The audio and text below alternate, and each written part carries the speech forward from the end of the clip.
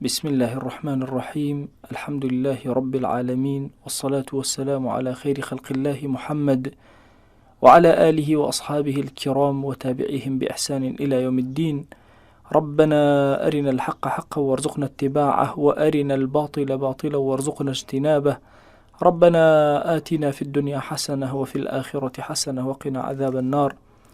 پەروەردگارە داوات لێ ئەکەین بەناو صفەتە بەرزەکانی خۆت بەزەیی ئارامی خۆت بەسەرمانە ببارێنە، لە قوڕاوی شەهەوات و شوبهات دەرمان بکە، ئاراممان کە لە کەناراوی ئیمان، ئاراممان کە لەگەڵ خواناسیدا. پەروەردگارە داوات لێ ئەکەین دڵەکانمان ڕۆشن کەرەوە، نورێکی تێبکەکەوە تۆ بناسێ، خواناسێکی ڕاستەقینە دەربچێ. خۆشەویستانم بیسەرانی بەڕێزی ڕادیۆی دەنگی ڕووناکی، داوامە لە ذاتی پاکی پەروەردگار ئارامی و خۆشحاڵی بەسەرتانەدا ببارێنێ و خۆشحاڵم کە لە بەرنامەیەکی نوێ بە خزمەتتان ئەگەمەوە کە بەرنامەی سەدای عاریفانە کە برای بەڕێزم جەنابی مامۆستا ئیدریس کاریتانی پێشنیاری ئەم بەرنامەیە کرد و ئەمنیش زۆر خۆشحاڵ بووم کاتێکەوە لە خزمەتتانە لەم بەرنامەیەدا ئەبم. لە ڕاستیە لە کاتی ئامادەکردنی ئەم بەرنامەیە من خۆم بۆ خۆم چێژێکی زۆر تایبەتم لە باسە معریفیەکان وەرگرت. ئومێدەوارم ئینشاء الله لە دڵی ئێوەشا و لە جێگەی تایبەت بکاتەوە لە ناخی ئێوەدا و ئێوە سوود وەرگرن لەم چەند کەلیماتەی کە لە زمانمان دەرئەچێ و داوا ئەکەین لە ذاتی پاکی پەروەردگار کە دڵەکانمان ساغ کاتەوە بۆ خۆی و زمانەکانمان پاراوکە کە بتوانین جوانترین وشەیەک لە باسی معریفەتی خوا جەل جەلالوه، باسی گەورەی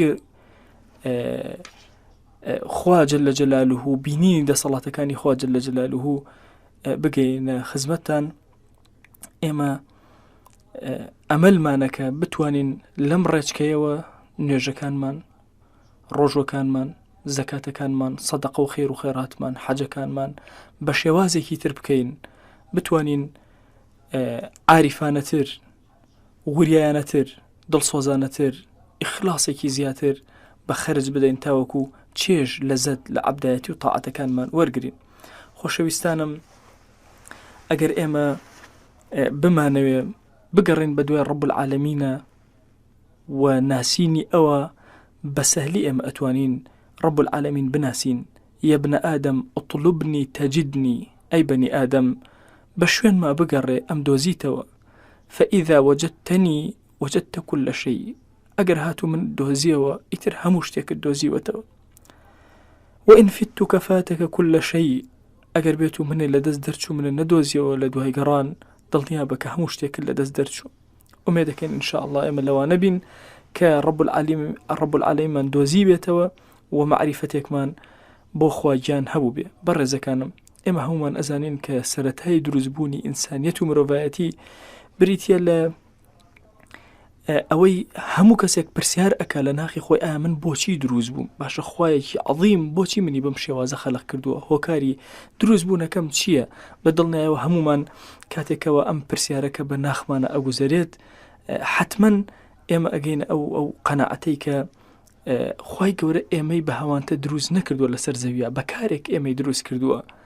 بکارەکەشمان ئێمە بریتە لە عەبدایەتی، وەکو خوای گەورە بۆی تەحدید کردوین وما خەلەقت الجن والئینس إلا لیعبدون، کە ئەفەرمێ من جنۆکە و ئینسانم دروست نەکردووە ئیلا بۆ عەبدایەتی نەبێ. بەڵام ئەم عەبدایەتیە ئێمە هەتاوەکو بۆمان تەحدید نەبێت، تاوەکو یەقینمان بۆ دروست نەبێت لە ناخمانە، ئەم عەبدایەتیەمان پێ ناکرێ.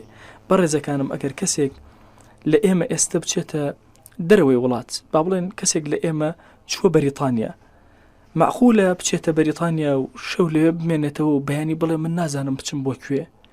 ئێمەش بە سانەیی پرسیاری لێ ئەەکەین تۆ بۆچی هاتووی بۆ ئێرە؟ ئەویش لە وەڵامە بەنمونە ئەڵێ نەخۆشم، ئەڵێن دیکا کە ئەمە ڕێگای نەخۆشخانەکان، ئەڵێ گەشتیارم، ئەڵێن ئەمە ڕێگای گەشتەکان، ئەڵێ ڕۆژنامە نووسم، ئەڵێن ئەمە مەیدانی سیاسەت و بڕۆ کاری خۆتی تیا جێبەجێکە.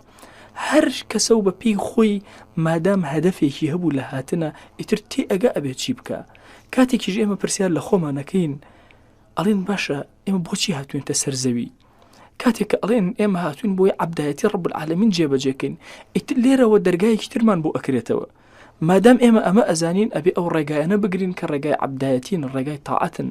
بەڵام گرفتێکمان ئێمە لێرە هەیە، گرفتەکە ئەوەیە کە لە ڕاستیە کە ئەمانەوێ عەبدایەتی خوای گەورەکەین چێژ لە عەبدایەتەکان وەرناگرین لەزەتی لێ وەرناگرین چونکە عەبدایەتەکانی ئێمە عەبدایەتێک نییە کە تێکەڵ کرابێ لەگەڵ مەحەبەت و خۆشەویستیە تەنها کۆمەڵێ یعنی شعاری بچکۆلە و کورت ئەمێنێتەوە کە ئێمە ناتوانین لە ڕاستیە بەم شعارە بچووکانە دەربەرین لە ڕاستیە ئەگەر بێن و تعریفی عیبادەت کەین عیبادەت تەنها ئەوە نییە ئینسان مەسەلەن بە کورچ و کاڵی نوێژە جێبەجێکە ڕۆژوێ بکە نا عیبادەت زۆر لەمە گەورەترە هەندێک لە عولەمای متصوفە هاتون بەم شێوازە تعریفی عیبادەتیان کردو فەرموویانە العبادة طاعة طوعية ممزوجة بمحبة قلبية أساسها معرفة يقينية تفضي إلى سعادة أبدية فەرموویانە عیبادەت بریتە لە طاعەتێک ئینسان بە تەوعی خۆی بە اختیاری خۆی بە هێز و توانای خۆی بەبێ زۆر ئەچێت جێبەجێ ئەکە بەڵام ئەم تاعەتە تەوعیە ناکرێ ئیلا ئەبێت تێکەڵ کرابێ لەگەڵ خۆشەویستی دڵە چونکە ئەگەر تێکەڵ نەوە بێ لەگەڵ خۆشەویستی دڵە ئینسان ناتوانێت عەبدایەتەکانی بە چاکی و بە جوانی جێبەجێ بکە بەڕێزەکانم اینجا چۆن ئێمە خوامان خۆش بێ کەوا ئێمە ئەزانین عەبدایەتی خوا ئەکەین ئەمانەیە بە تەوعیش عەبدایەتی بکەین ئەم عەبدایەتێ بە ڕێگای خۆشەویستی ئەکرێ ئەی چۆن خوامان خۆش بێ حتمما ئەساسی خۆشەویستی بریتە لە معریفەتێکی یەقینی لە ناخمانە خوامان بە جوانی ناسی بێ اینجا ئەمە بەرەو سەعادەت و خۆشبەختێکی هەتاییمان ئەبە بۆیە ئەسڵی دین ئەتوانین بڵێن بریتە لە معریفەتی خوا ناسینی خوا خوداناسی ئەسڵی دینە ئێمە گەورەترین گرفتمان ئەمڕۆ بریتە لەوەی کە خەڵکێکی زۆرمان هەیە دۆستی خوایە خەڵکێکی زۆرمان هەیە دۆستی ئیسلامە دۆستی فەرمانەکانی خوای بەڵام خواناسی ڕاستەقینەمان زۆر کەمە بۆیە ئێمە ئەڵێن ئەسڵی دین بنەمای دین بریتە لە معریفەتی خوا ناسینی خوا چونکە گەر خوات ناسی ئیلا خۆشت ئەوێ کە خۆشت ویست ناتوانی عەبدایەتی نەکەی ئێمە ئەگەر بێت و چاوەکان بکەینەوە سیرەکەین زۆرینەی کەسمان لە دوو حاڵەتا تێکەوتوین زۆرینەمان هاتوین ئەمرەکانی خوای گەورەمان ناسیوە حتا هەندێک لە عولەما هاتوون لەبری ئەوەی خواناسێکی تەواو ئامیر بناسن چون ئەمرەکانی خۆیان زۆر دیراسە کردو و ناسیوە هەمیشە ئینسان کاتێکەوە ئەمرەکانی خوای گەورەی ناسی و ئامیری نەناسی ئەمرەکانی ڕەب العالەمینی ناسی ئامیری حەقیقی نەناسی بە دڵنیاییەوە ئەم کەسە سست ئەبێ تەمەڵ ئەبێ ناتوانێت عەبدایەتێکی جوان جێبەجێکە گرنگە ئێمە موسڵمان لە مەسەلەی عەبدایەتی ڕەب العالەمینە پێش ئەوەی دەستکەین عەبدایەتی ئامیرمان ناسی بزانین کی ئەمری پێ کردوین کی ئەمری پێ کردوین کە ئێمە نوێژ جێبەجێکەین کی ئەمری پێ کردوین کە ئێمە هەرچی کارێکە خوا پێی خۆش بێ جێبەجێکەین دیارە یەکەم جار ئەبێ حەقیقەتی ذاتی خوامان جەل جەلالوهو بە باشی ناسی بێ اینجا دواتر ئێمە ئەتوانین دەواازەیە کەینەوە ئەلەو دەواازەیەوە بەو پەڕی خۆشەویستیەوە ئەمرەکان جێبەجێ بکەین ئەگەر بێت و ئێمە ئامیرمان ناسی اینجا ئەمرەکانمان ناسی بەڕاستی ئینسان تەتەفانە ها تووشی فەنا ئەبێ لە مەسەلەی تاعەتەکانی خوای گەورەیە ئەوەندە جوان جێبەجێیان ئەکا بەڵام ئەمرەکەت زانی ئامیر نەناسی تەتەفەنەن و في التفلت من الأمر هەمیشە تەفەنون ئەکا ئەو کەسە بۆی چۆن خۆی بدزێتەوە لە ئەمرەکان ئەمە حاڵەتێکی طبیعیە کە لە ئینسانەکانە ئەبێندێ زۆر کات ئەبینی کەسێک کە ئەمرەکانی خوای ناسیوە بەڵام خوای بە حەقیقی نەناسیوە جاری وایە مامۆستایەکی ئاینی فتوایەکی بۆ ئەدا ئەچێت دە مامۆستا ئەگەرە بزانێ فتوایەک نییە کە لە مەساڵحی ئەو بێ ئەمە ئەمرەکان ئەناسی ئامیری نەناسیوە بۆیە گرنگە ئینسانی موسڵمان یەکەمین جار ئامیر بناسێ دواتر پەنابرێتە بەر ئەمرەکان و دیڕاسی ئەمرەکان بکە خۆشەویستانم زۆر گرنگە ئێمە موسڵمان قەڵبینەوە لە عەبدایەتەکانمان لە تاعەتەکانمان زۆرتر خۆمان ماندوو بکەین واللهی عیبادەکانی خوای گەورە بە قەسری بەسەر ئینسانەکانە دانەنداوە بە قەسری ناکرێ اینجا عیبادە شەعائیریەکان بەشێکی بچووکە لە مەسەلەی عەبدایەتی کاتێک کە ئینسان معریفەتی خوای جەل جەلالوهو هەبێت چاوەکانی نەظەرێک ناکە دەستەکانی خیانەتێک ناکە دڵەکەی خیانەتێک ناکە هەستەکانی هەمویان هەستێکی بەرز ئەبن بۆیە خۆشەویستەکانم هەست بە سەعادەت ئەکا کاتی عەبدایەتەکان جێبەجێ ئەکا ئەزانێ سری وجودی خۆی جێبەجێ کردووە بۆیە زۆر ئێمەی موسڵمان ئەبێ بە وریاییەوە لە مەسەلەی ئامیر بڕوانین. ئەلێرە دەواازەیەک ئەبێتەوە لێمان، ئەی باشە چۆن ئامیر بناسین، چۆن خی گەورە بناسین. ئێمە ئەزانین ئەمانە فەرمانەکانی ئەون، بەڵام بە چاکی بۆمان جێبەجێ ناکرێ. چۆن ئەتوانین ئامیر بناسین هەتاوەکو بتوانین بە جوانی عەبدایەتەکانی خوا جەل جەلالوه جێبەجێ بکەین. لە ڕاستیە سەدای عاریفان بەرنامەیەکە کە ئومێد ئەکەم هەمومان پێکەوە بەرەو ئاسۆیەکی زۆر گەورەتر هەنگاو پێ هەڵبگرێ، بەرەو دیندارێکی قوڵتر و قاڵتر هەنگاومان پێ هەڵبگرێ. خۆشەویستانم باسی ئەومان کرد کە ئێمە واجبە لەسەرمان ئەزانین بۆچی هاتوین بۆ ژیان، ئەزانین بۆ عەبدایەتی هاتوین، ئەزانین ئەم عەبدایەتیە بە چاکی جێبەجێ ناکرێ ئیلا ئەبێ خۆشەویستی لەگەڵا بێ. ئێمە نازانین چۆن خۆشەویستی خوا دەستگیرکەین، بەڵام ئێستا تێگەیشتوین کە بە معریفەتی خوا و ناسینی خوا زۆر جوان تی ئەگەین کە ئێمەی موسڵمان کە خوامان ناسی ئیلا خۆشمان ئەوێ، کە خۆشمان ویست ئیلا ئەمرەکانی جێبەجێ ئەکەین. کەوا بوو ناسینی ئامیر زۆر گەورەیە و زۆر گرنگە و ئێمە موسڵمان ئەبێ زۆر بە چاکی تەعامل و هەڵسوکەوت و هەڵسەنگاندنی لەگەڵا بکەین. بۆیە بەڕێزەکانم ئەمەوێ لێرەدا باسی ئەوە بکەم کە چۆن ئامیرمان بناسین، چۆن لەگەڵ ڕەب العالەمینە تێکەڵ ببین، معریفەتی ئەو لە ناخمانە گەورە بێ. ئەگەر ئینسانی موسڵمان بێت و دیڕاسی قورئان کە سەیرەکە ئاەتانێکی زۆر لە قورئانی پیرۆز هاتوون باسی ئەوە ئەکەن کە ئەی مرۆڤ سەیری گەردوون کە، ئەی مرۆڤ سەیری نەفسی خۆت کە. چەند ئاەتێکی زۆر کەم لە قورئانە سوبحان الله باسی ئەمرەکانەکە، هەموو ئەحکامی فقهی کۆ بکەیتەوە لە 100 ئاەتێکە لە قورئانە کۆ ئەبێتەوە. ئەی باشە ئەو هەموو ئاەتانەی تر قورئان باسی چیمان بۆ ئەکا؟ کاتێک باسی ئومەمی سابقەمان بۆ ئەکا بۆی ئێمە عیبرەت وەرگرین، کاتێک باسی کەون و کائیدات و سەرنجدانمان بۆ ئەکا، باسی بەهەشت و دۆزەخمان بۆ ئەکا. ئێمەی موسڵمان پێویستە سەرنج بگرین، پێویستە دیراسەکەین، پێویستە لێکۆڵینەوەکەین، پێویستە بە دوواداچوونکەین، بڕۆین بزانین ئەم ئاەتانەی قورئان چۆن خوامان پێ ئەناسێنێ. کاتی ئینسانی موسڵمان کە سیر ئەکات و دیقەت ئەدا ئەبینێت لە نەفسی خۆیە، لە دەوروبەرە بە ئاشکرا ئاەتەکانی ڕەب العالەمین ئەبینێ. واللهی ئەگەر ئینسانی عاقڵ تەنها سەیری گوڵێ کات ئیلا ڕەب العالەمین لەو گوڵەوە ئەبینێ. هەر چۆن خۆر تیشکی خۆر بەو ئاسمانەوە لە هەموو سوچەکان و کونجوڕەکانی ژیانە ئێمە هەز بە تیشکی خۆرەکەین، هەز بە ڕووناکی خۆرەکەین، گەش ئەبینەوە بە ڕووناکی خۆر. بە هەمان شێواز ئێمەی موسڵمان زۆر گرنگە کە لە هەموو شتێکە ڕەب العالەمین ببینین. ئێمە کە ئەنەوی لە سێوێک وشەی ئەڵڵای تیا بخوێنەرەوە، بزانە کە ئەم سێوە لە خۆوە دروست نەبووە، خاوەنێکی هەیە کە دروستی کردووە. هەموو ئینسانێت دروست بێت کۆ بێتەوە ناتوانێت ئیجادی سێوێ بکە، بەڵکو هەموو ئێستا عیلمەکان تەنها بریتین لە گەڕان بە دوای دەسەڵاتی خوای گەورەیە. وەرە لە کاتێکە کە باسی ئاژەڵناسی ئەەکەیت، سەدان و هەزاران دیراسە ئەخوێنیتەوە دەسەڵاتی ڕەب العالەمینت بۆ دەرئەکەوێت. کاتێک کە سەیری زەوی و زار و هێزەکانی ناو زەوی ئەەکەیت، دەسەڵاتێکی زۆر گەورەی خوای گەورەت بۆ دەرئەکەوێت.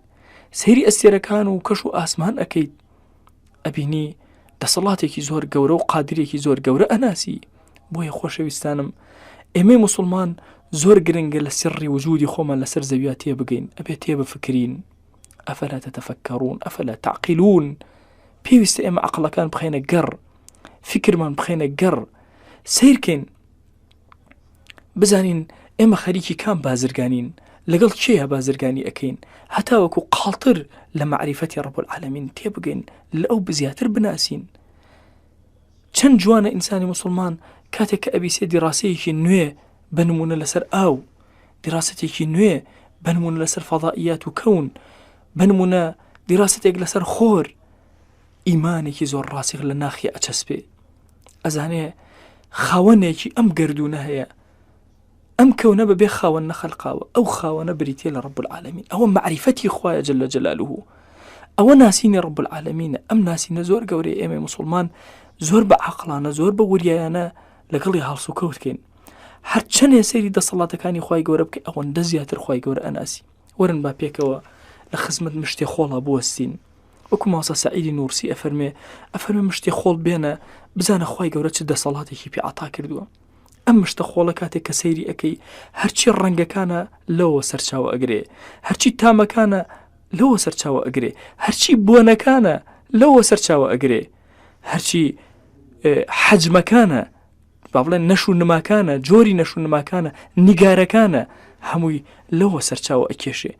باشە ئەبێ چ شتێکە بێ لە پشتی ئەم دەسەڵاتە گەورەوە، چ شتێکە بێ لە پشتی ئەم هەموو شتە گەورەیەکەوە لە ناو مشتێ خۆڵە. وەرە ئەگەر ئینسانیت بێوێ هەرچی ڕەنگە دەستگیری کە شوێنێکی زۆر گەورەی بەخەدە کوڕەی زەوی ئەوێ، تامەکانی تیادانێ، ڕەنگەکانی هەموو تیادانێ، اینجا بەردەوامیش بدا بەبێ ماندووبوون.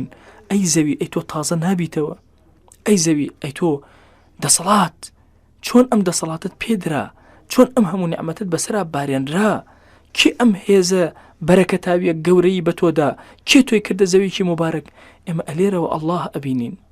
کاتی ئینسانی موسڵمان سەیری وشترێک ئەکات، لە وشترەکەەوە ئەڵڵاه ئەبینێ ئەم وشترەکە ئەنەما پێش ئەوەی لەدایک بێ یاساکانی ژیانی وەدانراوە، ملێکی درێژ، قاچێکی درێژ، سەبرێکی زۆر گەورە بەرامبەر بە نەخواردنەوەی ئاو،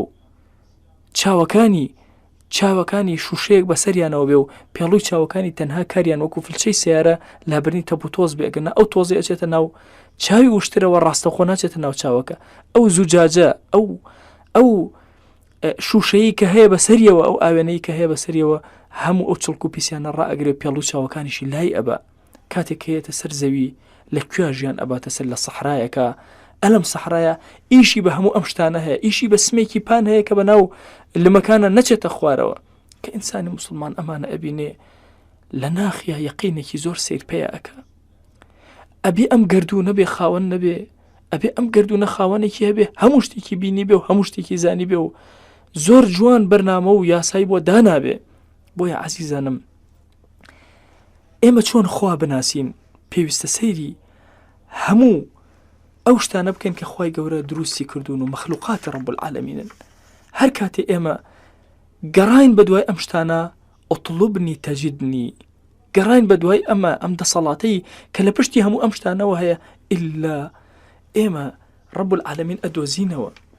اینجا ئەگەر خوامان دۆزیەوە و ناسیمان بە معنای کەلیمە، وەجدنا كل شيء، هەموو شتێکمان زانیوە، هەموو شتێکمان پێدراوە.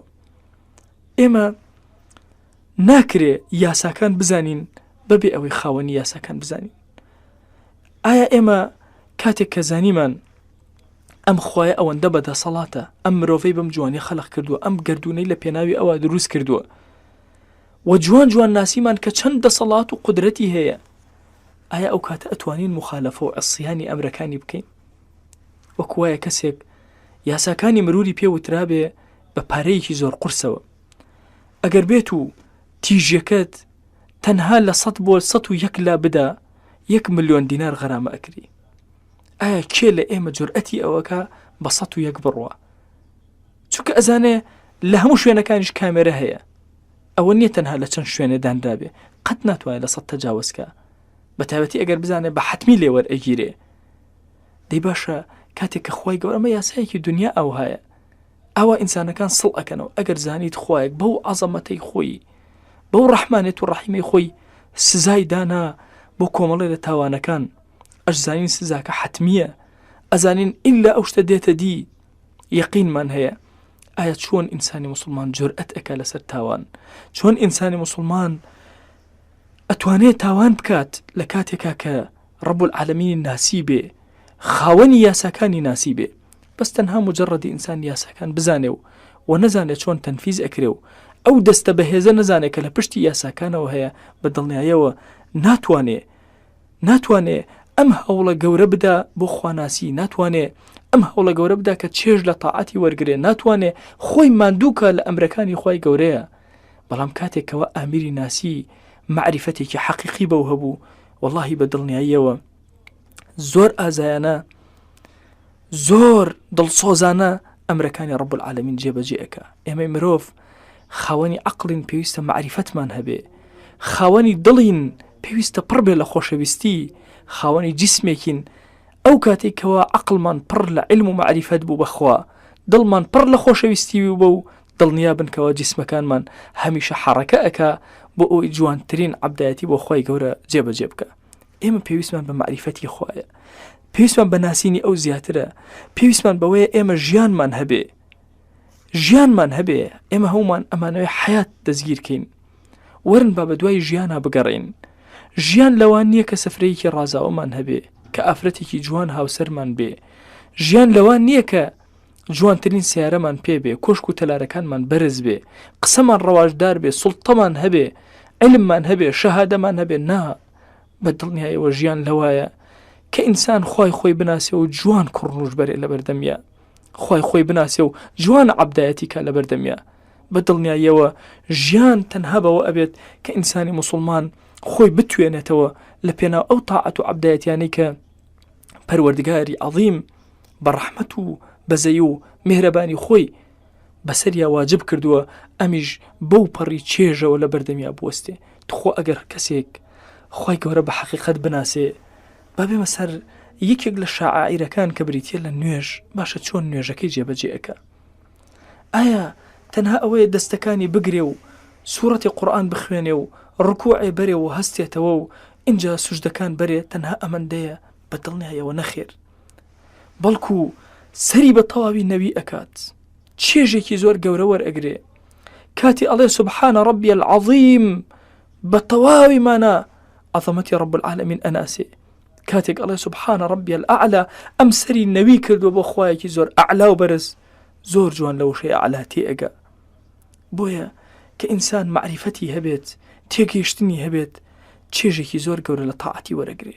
ئەو لەحظانی کەەوە دەستەکانی گرتووە وەستاوە پێوە خوایگیان من وەستاوم، چۆن مەلیکەکان خەڵک لە بەردەمیانە ئەوەستێ بۆ ئەی خزمەتیان کە پەروەردگارە من وەستاوم لە بەردەم تۆیە بۆی عەبدایەتیت کەم، چۆن خەڵک ڕێزەگرێ لە گەورەکانی خۆی من ڕکوع ئەبەم، من سرم ئەخەمە زەوی کە ئەو سرە بۆ غەیری تۆ ناخەمە زەوی. ئەگەر دڵەکەت وریا بێ لەم کاتە، ئەگەر ڕۆحت زیندوو بێ لەم کاتە، ئەگەر لە ژیان هەبی لەم کاتە، هەز بە چێژێکی زۆر گەورە ئەەکەی. بۆیە خۆشەویستانم، ئێمە زۆر گرنگە عاریفانە لەگەڵ عەبدایەتی و تاعەتەکانمانە بجۆڵێنەوە. کاتێک کە چەند پارەیەکی زۆر کەم بە مەینەتی پەیات کردووە، بە ناڕەحەتی پەیات کردووە، کاتێ لەبەر خاتری خوای گەورە خوایە تو خۆت ئەزانی من ئەم پارەم زۆر خۆشەوێ، ماندوو بووم، کرێکاریم کرد، شەو نخۆنیم کرد، هەتا پەیدام کرد، خوایەوە لەبەر خاتری تۆ تەسلیم کرد بە فڵانە هەژار. واللهی ئارامیەک ڕوو ئەکاتە ناخت دەروونت، خۆت تەسەوور ناکەی کە ئەو ئارامیەت چۆنە، چ شێوازێکە. بۆیە عەزیزانم، گرنگە ئێمە بە دوای عەیشا بگەڕێن. ئەمەوە کۆتایی وتارەکەم بەوە بێنم، ئێمە زۆر گرنگە لە خزمەت قورئانە دووشت لە یەک جیاکەینەوە، عەیش لەگەڵ حەیاتە جیاکەینەوە. ئەو ئینسانانەی کە ئەخۆن و ئەخۆنەوە و یاری ئەکەن و ڕائەبوێرن لەسەر زەویە، ئەمانە عەیشیان هەیە، ژیانیان هەیە، بەڵام حەیاتیان نییە. ئەو شتێکەوە گیان ئەکا بە بەریانە نییانە. لە قورئانە کاتێک ئەفەرمێ ومن أعرض عن ذكري فإن له معيشة ضنكا، معیشەتی هەیە، عەیشی هەیە، ئەژی. کافر و موسڵمان خوای گەورە وعدی داوە هەردووکیان ئەژین، عەیشیان هەیە، بەڵام حەیاتیان نییە. کەی حەیاتی بۆ دروست ئەبێ؟ استجيبوا لله وللرسول إذا دعاكم لما يحييكم، بۆی زیندوتان کاتەوە. واللهی زیندوی ئینسانی موسڵمان لە جێبەجێکردنی فەرمانەکانی خۆ پێغەمبەری خۆیە صلی الله عليه وسلم. فەرمانەکانیش بە چێژەوە جێبەجێ ناکرێن، بە لەزەتەوە ناکرێن ئەگەر بێت و ئێمە ئامری حەقیقی نەناسین. کەوا بوو ئێمە پێویستمان بە معریفەتی خوایە، پێویستمان بەوەیە کە ڕەب العالەمین زۆر بە چاکی و زۆر بە باشی بناسین. لعل ڕەب العالەمین دەرگاکانی خێر بەسەرمانە واڵا ئەکا، ئێمەش سەرفرازی ئەم دنیا ئەو دنیا ئەبین. داوا ئەکەین ئەڵێن یا ڕەبی پەروەردگارە ئەم بەرنامە و تەواوی بەرنامەکانی ترمان لێ قبوڵ کە، ئەوانەی کە گویان لێگرتین یا ڕەبی خۆی ئەجر و پاداشیان بۆ بنووسە. پەروەردگارە ئێمە هەمومان بە دوای معریفەتی تۆیە ئەگەڕین. دەیا ڕەبی پەروەردگارە تۆ خۆت دڵەکانمان بگرە و بەرز کەرە و خۆتمان پێ بناسێن یا ڕەب العالەمین. یا ڕەبی خوای گیان، ئێمە هەمومان شەیدای ئەوەین کە ناخمان پڕ بێ لە خۆشەویستی خۆت. دەی پەروەردگارە داوات لێ ئەکەین تۆ خۆت بە کەڕەمی خۆت دڵەکانمان پڕکە لە خۆشەویستی خۆت. خوای گیان ئێمە ئەمانەوێت جوانترین عەبدایەتی جێبەجێکەین. دەیا ڕەبی خوای گیان ئەعینا على ذکرک وشکرک وحسن عبادتک. آمین آمین والحمد لله رب العالمين.